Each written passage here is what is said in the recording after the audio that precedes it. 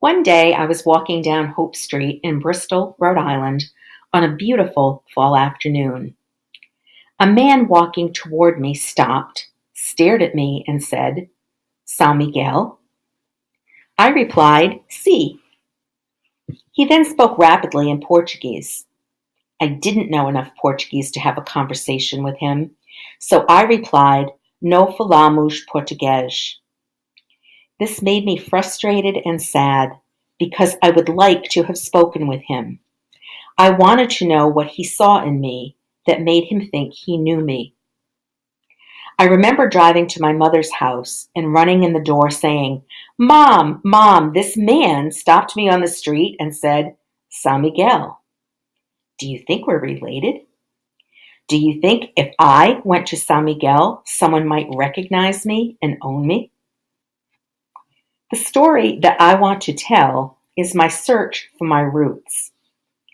By the time I was born, all of my grandparents had passed. I hardly knew anything about them. There was one picture of my maternal grandparents. They looked very formal and austere.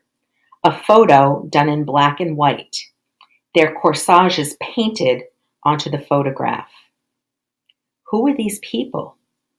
Why was this the only image that existed?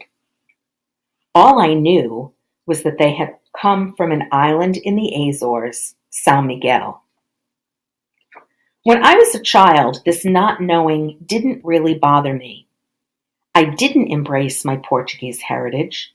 As a matter of fact, I was embarrassed by it.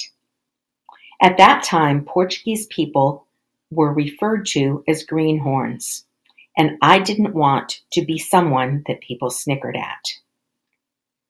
My parents and brother and sister were wonderful, loving people.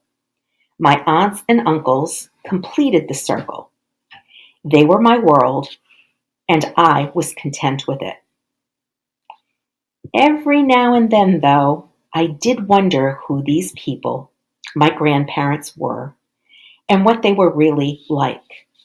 I wondered if they would like me and spoil me like my friends' grandparents did. I wondered what they really looked like, and if I looked like them. I wondered what brought them here to this country, and how they ended up in Portsmouth, Rhode Island.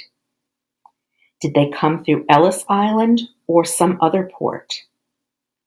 I wanted to hear their story, because their story is my story. I tried to ask my parents questions, but they didn't have any answers. My grandmother, a homemaker, died just after childbirth.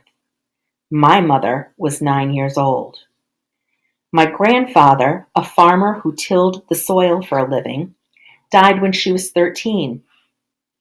Mary and Joseph, their 9 children, from infants to teens, continued to run the family farm after their parents died. I guess there was just no time for memories. My father was very proud of his heritage. Interesting, since I knew almost nothing of his family. Was it his way of embracing his roots? When it came time for me to apply to college, I made a deal with him. I told him that if he let me live at school, I would learn how to speak Portuguese. He did let me live on campus, and I really did try to learn Portuguese. But after 12 years of French, I was told that I spoke Portuguese with a beautiful French accent. Still, I persisted. Even though I never learned to have a conversation in the language, I think just spending time with it made me appreciate my heritage more.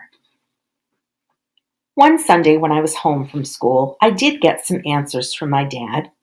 He told me the villages and the islands where my relatives came from. I remember writing those answers on a piece of paper, torn from a loose leaf binder with an olive green flare. I hadn't thought about that paper for a long, long time. Now my parents and aunts and uncles have all passed.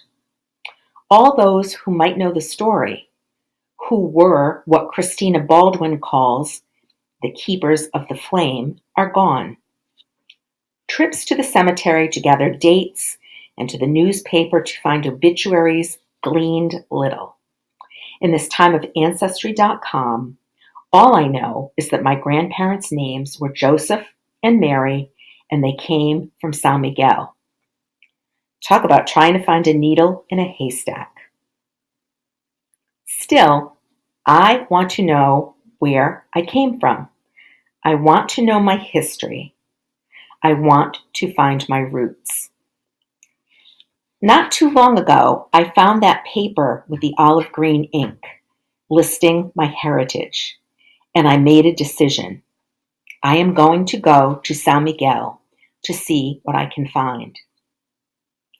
Maybe I can find a church in the village where they were born or married.